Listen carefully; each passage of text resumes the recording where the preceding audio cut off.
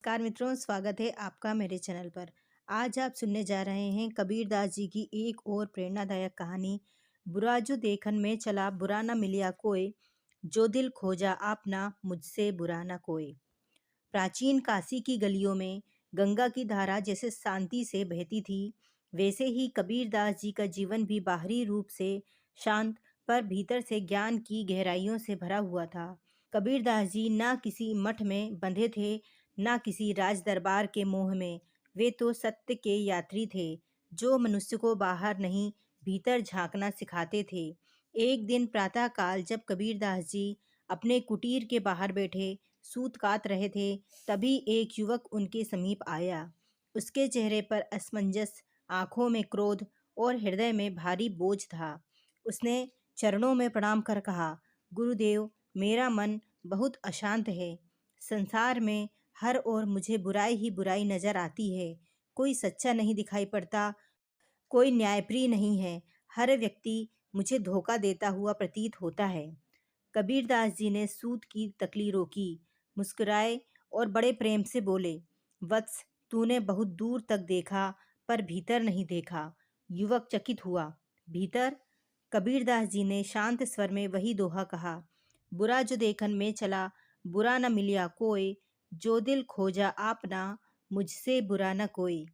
फिर बोले, तू यदि चाहे तो मैं तुझे 4 छोटी कहानियां सुनाता हूँ। वे तेरे मन का धुंधलापन दूर कर देंगी। पहली कहानी, दोषी की खोज। कबीरदास जी बोले, एक गांव में एक व्यक्ति रहता था, जो प्रतिदिन पंचायत में जाकर शिकायत करता रहता। कभी कहता यह चोर है, कभी किसी को कहता यह कपटी है।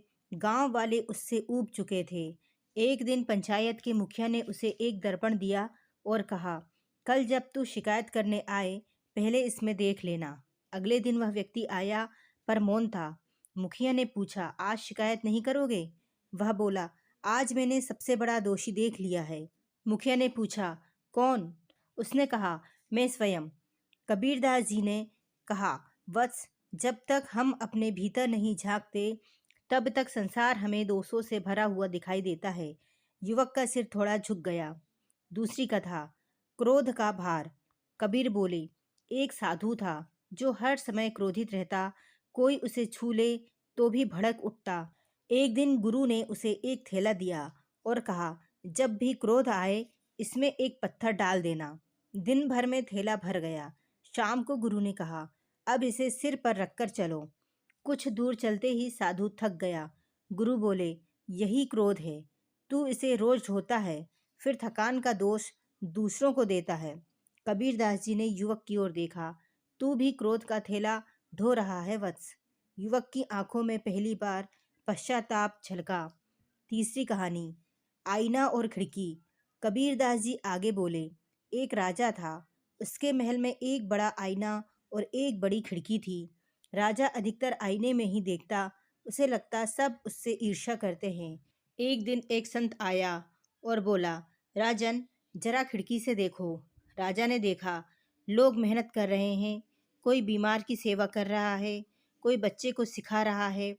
संत बोला, आईना और खिड़की दोनों कांच के हैं। अंतर केवल इतना है कि आईना स्वयं को दिखाता है और खिड़की दूसरों को। कबीरदास जी ने कहा, जो केवल आईने में देखता है वह संसार को दोषी समझता है। अंतिम कहानी कही।